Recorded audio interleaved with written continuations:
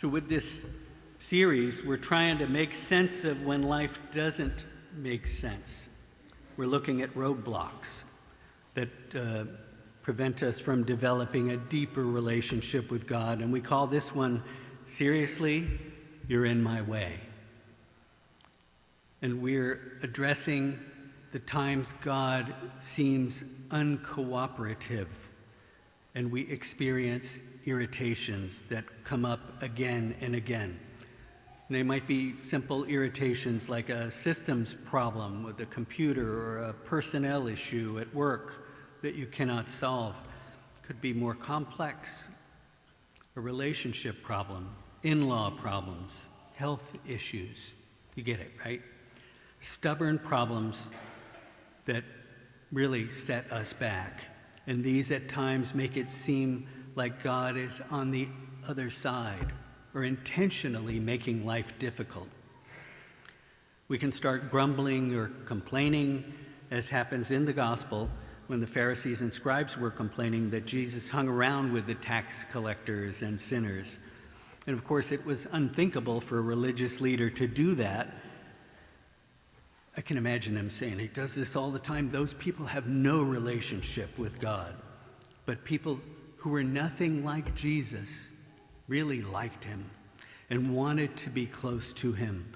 But the Pharisees and the scribes thought Jesus was hanging around with the sinners and the tax collectors just to annoy them.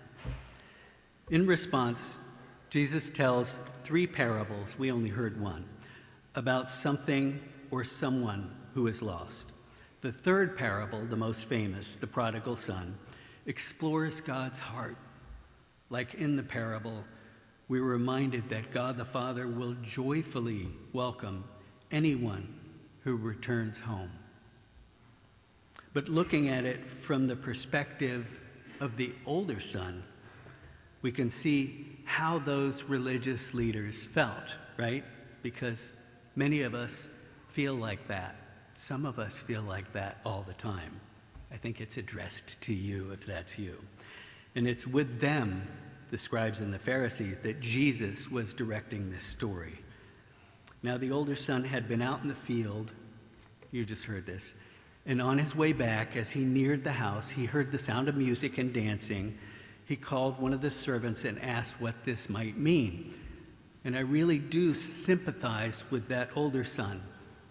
He's dutifully doing his job, and his little bro is drama central all the time, his whole life.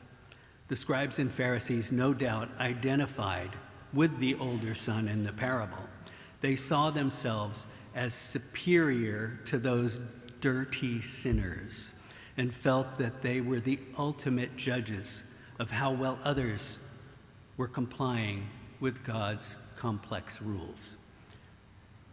Then the servant says, your brother has returned and your father slaughtered the fattened calf because he has him back safe and sound. And what did the older son do? He became angry. And when he refused to enter the house, imagine that, his father came out and pleaded with him during the party. Refusing to enter would have been a grave insult to the father in a culture where that is just not done. The son embarrasses his father in a culture where honor and respect, or dishonor and disrespect, identify who you are and the success of your family. But he's feeling very self-righteous and insulted.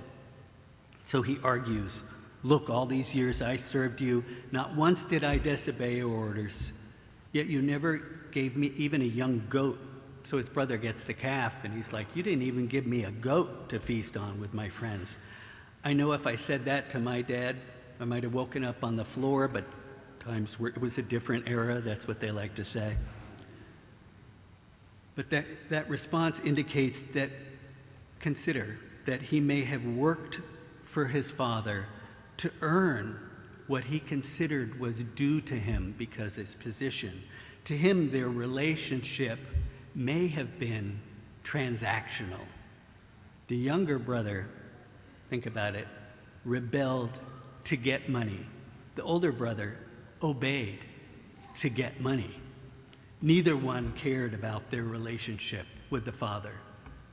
Of course, both attitudes are wrong and dangerous, but they're not equally dangerous. They might be equally wrong. The danger is a warning for us in our relationship with God. When you rebel and walk away from God and the church, it is clear that you're walking away.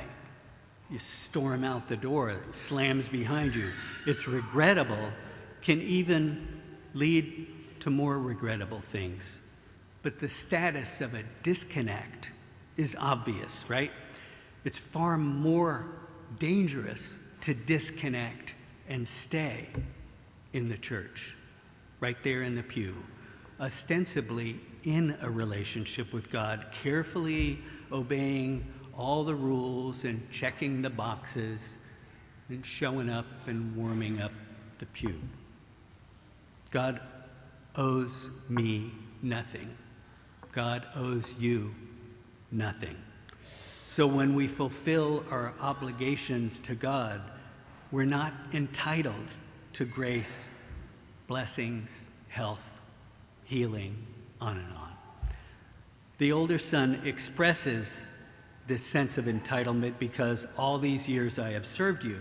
It's not his wrongdoing, but his righteousness that keeps him from entering his father's house.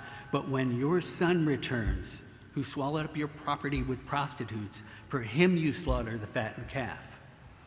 Now maybe a crowd is gathering as the older son creates that dysfunction and division between himself and his brother, between both brothers and the father, and between the father and all the guests. And maybe you're thinking, I hear what you're saying, but I still feel like the older brother has a point. It doesn't seem fair that the father would throw a lavish party for his irresponsible loser son. Yes, you're absolutely right. It's not fair. The gospel never pretends to be fair. You and I are loved by a God who loves us in a way that is much more than fair. We're loved more than we know, more than we deserve, more than we could ever earn. And whether we're currently, this week, behaving like the younger or the older son, God the Father wants to extend grace and mercy just like this loving father in the parable. And he says to the older son, as he says to us, my son, daughter, you're here with me always. Everything I have is yours. But now we together must celebrate and rejoice because your brother was dead and has come to life again. He was lost and has been found. The father wants to share his joy with both sons. The older one has a duty to stop complaining and share in the unexpected joy of the lost son's return. And in a similar fashion, the religious leaders missed the big picture of how God's grace runs rampant through our lives. God invites us to celebrate our relationship with him. God wants us always closer, always closer. I have to tell you, I don't know why God allows obstacles in your life, but I do know that complaining never brings us into a fruitful relationship with God. And further, it's never fruitful to think God owes me anything, because grumbling and complaining keeps us from recognizing the good gifts God has for us. Everything you have, everything I have is from God, and it is God's pleasure to give them to us, to give us the joy of his kingdom. God invites us to come to this party celebrating the lost being found, regardless of which son we might be this week.